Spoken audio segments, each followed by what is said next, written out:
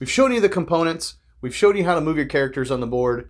Now it's time to talk about the attack actions.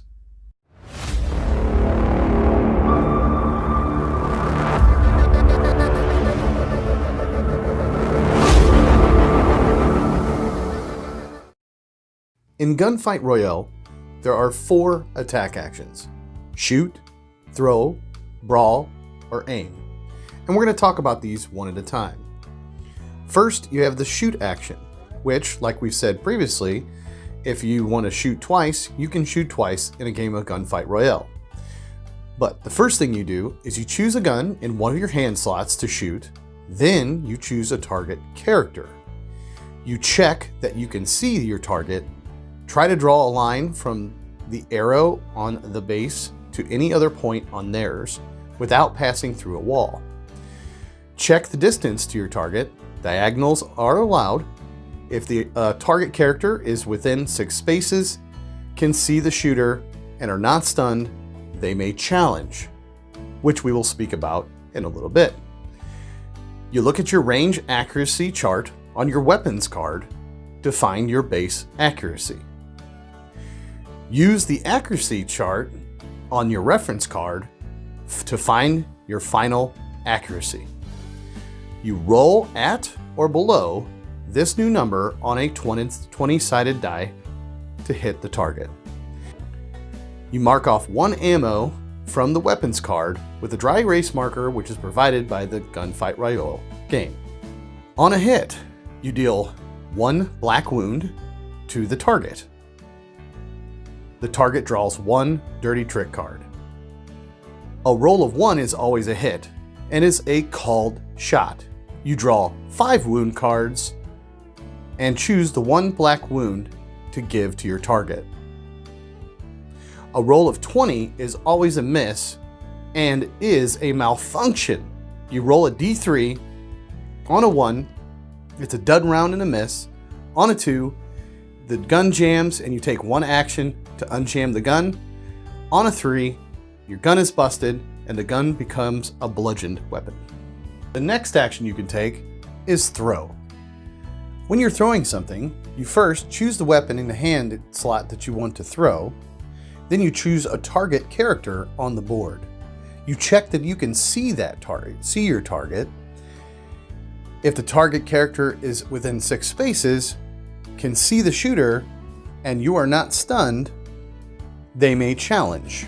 Subtract the distance from 20 to find your base accuracy. An example of this is if you're 5 spaces away, your accuracy is going to be a 15.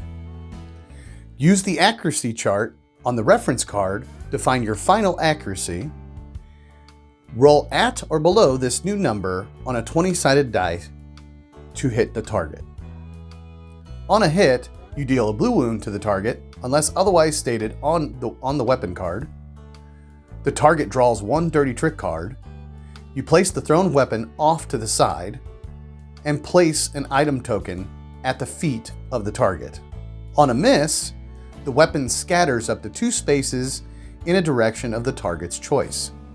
You place the thrown weapon card off to the side, place the item token onto the space where the weapon lands, and for dynamite, the nearest character to the target space chooses the direction. If 2 players are equal distance, they roll against each other. And on a roll of 20, the target may immediately throw the weapon that was thrown at them. The next action you can perform is a brawl. You choose a character in an adjacent space to brawl with. You choose a weapon in the hand slot to use or fight with your bare hands.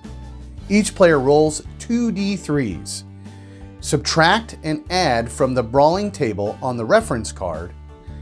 The high roller deals a blue wound to the low roller unless otherwise stated on a weapons card. The wound recipient draws a dirty trick card. In a tie, you roll again until 1 character wins. Our final action is the aim action. You spend that entire action aiming at the character in sight. It gives you a +2 to your accuracy against the character on your next action.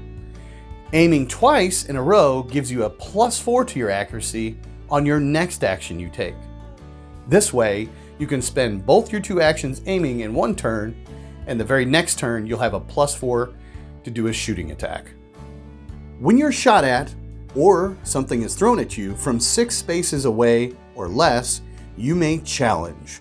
Challenging will sacrifice your next action to allow you to shoot or throw back at the attacker. Both challenged recipients roll a d3. The high roller shoots first, and the low roller shoots second. In a tie, both shots happen simultaneously. To challenge, you must not be stunned. If either combatant is stunned when it is their turn to attack, they miss that opportunity. Have seen the attacker this turn, even if they only ran past. Have a weapon in hand to shoot or throw, and be 6 spaces away or less. In the case of 2 simultaneous hits, the character who initiated the attack deals a wound first. If you can't see the attacker now, but could see them at some point during the turn, you can still challenge. You turn your character to face them now. If you made a challenge during another player's turn, the challenger sacrifices their next action. This is called being stunned. So some wounds result also in being stunned as well. You place a stun on your character card and you must spend your next action removing it. And now we're going to talk about the black and blue wound cards, dirty trick cards, mortally wounded, and the Lone Rider of Eternity. After taking a wound, you draw a dirty trick card.